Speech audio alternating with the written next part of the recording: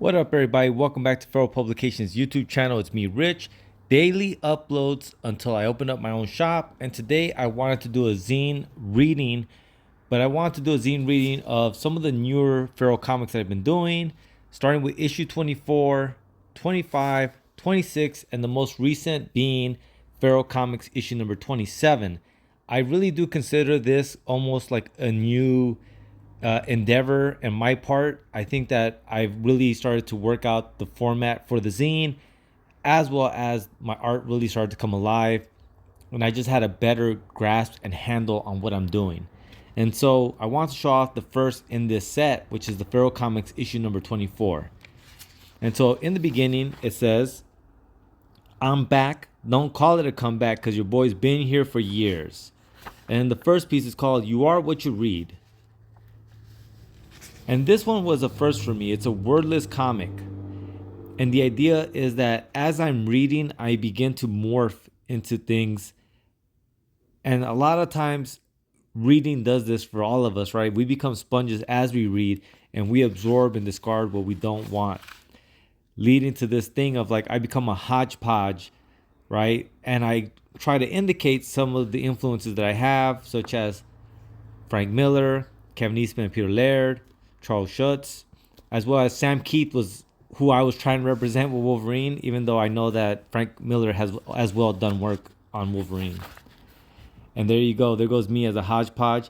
And this is actually the chicken scratch kind of idea that I had originally, which is my wife walks up and says, "What are you doing?" And I'm like, "Reading." "Why do you ask?" And then I morph and say, "Good grief." And here goes my thought, right? This was the chicken scratch concept that became this comic. I realized that I didn't need to mention that I was reading. I thought it would be redundant, and I slowed it down a bit. A 4-panel punchline would have worked, but I felt that this was funnier, and instead of the last good grief, I opted for a wordless comic, a first for me. This next one right here really made me laugh. It starts with "What's wrong with this issue?" "I don't know. Maybe it's shrinkflation." "Well, what the fuck is shrinkflation? And where can I find it?" "I couldn't believe it. She killed him, hunted him down, and brutally killed him. It was all over a fanzine, a comic book fanzine. I guess she had enough and the zinester died. It didn't stop there. She kept going and began to build a militia. So next, the army mobilized. In an all-out war, it was all over the new format of Feral Comics."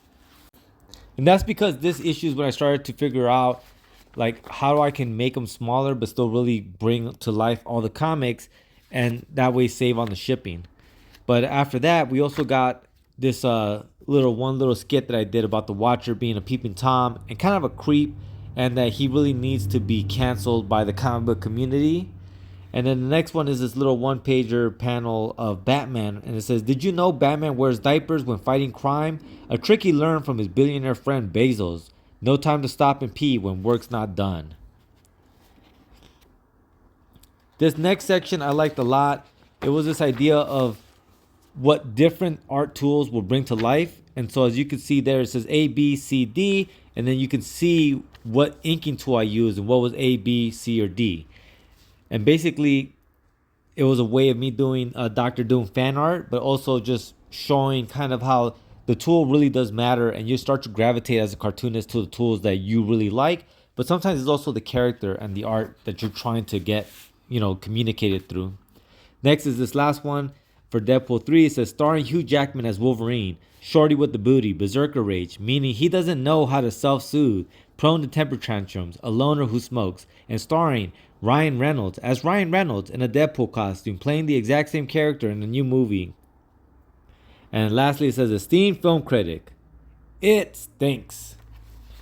And that is Feral Comics issue number 24. It was a fun read. I hope you guys enjoy it. And remember, you guys can pick up any of these issues at feralcomics.com. Lates.